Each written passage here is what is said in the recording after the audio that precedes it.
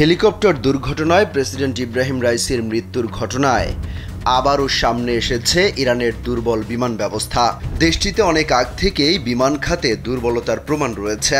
এর আগেও বেশ কিছু বড় বড় দুর্ঘটনার সাক্ষী হয়েছে মধ্যপ্রাচ্যের এই দেশটি।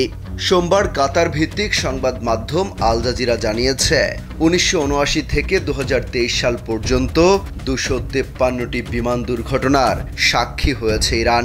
এতে দেশটির 3335 জন নিহত হয়েছেন। জেনেভা ভিত্তিক ব্যুরো অব এয়ারক্রাফট অ্যাক্সিডেন্ট আর্কাইভসের বরাতে এই তথ্য জানানো হয়েছে। 1980 সালের 21 জানুয়ারি ইরান এয়ারের একটি বোয়িং 727-100 বিমান তেহরানের আলবোর্জ রেঞ্জের একটি পাহাড়ের ঢালে আঘাত হানে।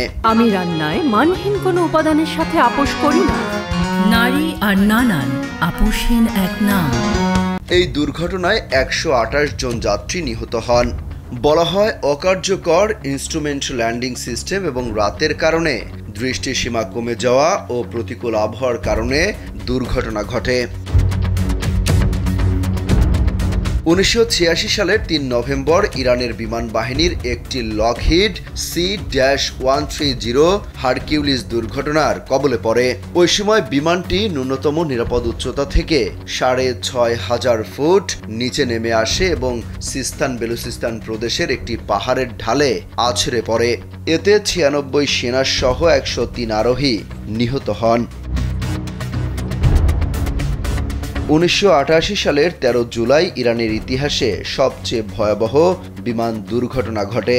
এদিন ইরান এয়ার পরিচালিত একটি A300 এয়ারবাসে মার্কিন নৌবাহিনীর ক্রুজার USS ভিনসেন্স থেকে ভুলক্রমে সামরিক বিমান ভেবে ক্ষেপণাস্ত্র হামলা চালানো হয়।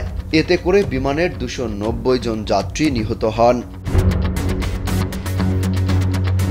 2022 সালের 12 ফেব্রুয়ারি ইরানের একটি বিমান খোরমাবাদে একটি পাহাড়ের ঢালে আঘাত হানে। এতে 119 আরোহীর সবাই নিহত হন। সেই সময় বলা হয় প্রতিকূল আবহাওয়ার কারণে এমন দুর্ঘটনা। এরপর 2003 সালের 19 ফেব্রুয়ারি ইরানের বিপ্লবী গার্ড বাহিনী IRGC পরিচালিত ইলিউশিন সিরিজের একটি বিমান অবতরণের সময় পাহাড়ে বিধ্বস্ত হয়। এ সময় বিমানের 275 জন যাত্রী নিহত হন।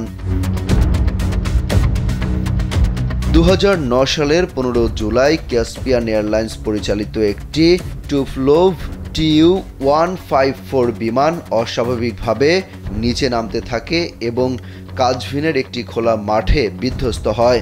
এ সময় বিমানের 168 যাত্রী নিহত হন। যান্ত্রিক ত্রুটির কারণে দুর্ঘটনার কবলে পড়ে বিমানটি। এছাড়া 2020 সালের 4 জানুয়ারি ইউক্রেন ইন্টারন্যাশনাল এয়ারলাইন্স পরিচালিত একটি বোয়িং 737-800 বিমান উড্ডয়নের কয়েক মিনিটের মধ্যে ভূপাতিত হয়। ওই সময় বিমানটিতে দুটি ক্ষেপণাস্ত্র দিয়ে হামলা চালানো হয়। এতে বিমানের 176 যাত্রী নিহত হন। পরে এই ঘটনার ভুল স্বীকার করে ইরান। অমিত হাসান রবিন, কালবেলা।